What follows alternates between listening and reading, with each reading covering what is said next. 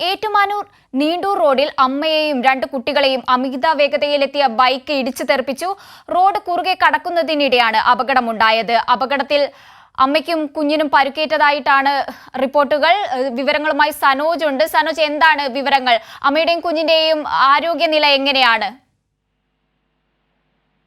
വൈകിട്ട് 4:36 അപകടം. ഈ അപകടത്തിന്റെ CCTV ദൃശ്യങ്ങൾ പുറത്തു വന്നതോടുകൂടിയാണ് അപകടത്തിന്റെ വ്യാപ്തി എത്രത്തോളം ഉണ്ട് എന്ന വാർത്ത പുറത്തു വന്നിട്ടുള്ളത്.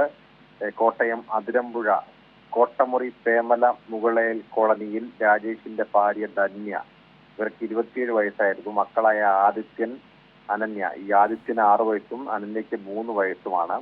സ്കൂൾ വിട്ട് കുട്ടികളുമായി ധന്യ റോഡ് മുറിച്ച് കടക്കുമ്പോഴായിരുന്നു വേഗതയിൽ വന്ന ബൈക്ക് ഇടിച്ചത്.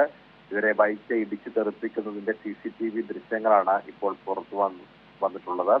ബൈക്ക് ഇടിച്ചതോടെ ആദിത്യൻ റോഡിലേക്ക് തെറിച്ചു വീഴുകയായിരുന്നു. ധന്യ റോഡിന് മറുവശത്ത് തന്നെ വീണു. ഉടൻ തന്നെ പരിക്കേറ്റവരെ ഓടിക്കൂടിയ നാട്ടുകാർ ആശുപത്രിയിൽ എത്തിക്കുകയായിരുന്നു.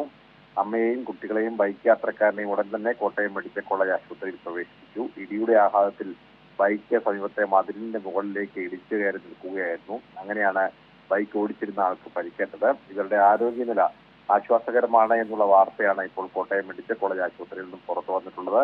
ഇതിന്റെ CCTV ദൃശ്യങ്ങൾ കൂടി പുറത്തു വന്നുകൂടിയാണ് ബൈക്കിന്റെ വേഗത എത്രത്തോളം ഉണ്ട് എന്ന കാര്യം കൂടി പുറത്തു വരുന്നത്. ഏതായാലും വലിയൊരു ദുരന്തം വഴിമാറി എന്നുള്ളതാണ് ഏറെ ആശ്വാസകരമായ കാര്യം. അമ്മയും കുട്ടികളും ആരോഗ്യനില വീണ്ടെടുത്തിട്ടുണ്ട് എന്നാണ് ആശുപത്രിയിൽ നിന്ന് ലഭിക്കുന്ന വിവരം. സനോജ്, അമിത വേഗതയിലെത്തിയ ബൈക്കാണ് അപകടത്തിന് കാരണമെന്നാണ് നമുക്ക് മനസ്സിലാക്കാൻ കഴിയുന്നത്.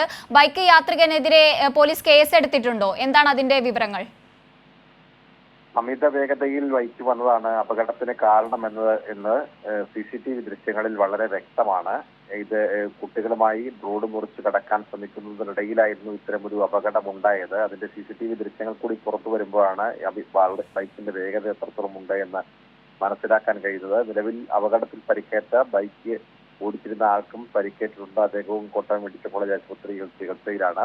സ്വാഭാവികമായും അമിത വേഗതയ്ക്ക് കേസെടുക്കുമെന്നുള്ളത് വ്യക്തമാണെങ്കിലും നിലവിലത്തെ സാഹചര്യത്തിൽ ബൈക്ക് ഓടിച്ചിരുന്ന ആൾ കൂടി ആശുപത്രിയിലായതുകൊണ്ട് തന്നെ തുടർ നടപടികൾ മറ്റു ദിവസങ്ങളിൽ ഉണ്ടാകുമെന്നുള്ളതാണ് പോലീസ് വ്യക്തമാക്കിയിട്ടുള്ളത്. വ്യക്തമാണ്. ഏറ്റുമാനൂർ നീണ്ടൂർ റോഡിൽ അമ്മയെയും രണ്ട് കുട്ടികളെയും അമിത വേഗതയിലെത്തിയ ബൈക്ക് ഇടിച്ചു തെറിപ്പിച്ചു. റോഡ് കുറുകെ കടക്കുന്നതിനിടെയാണ് അപകടമുണ്ടായത്. വിവരങ്ങളാണ് സനോജ് സുരേന്ദ്രൻ നൽകിയത്.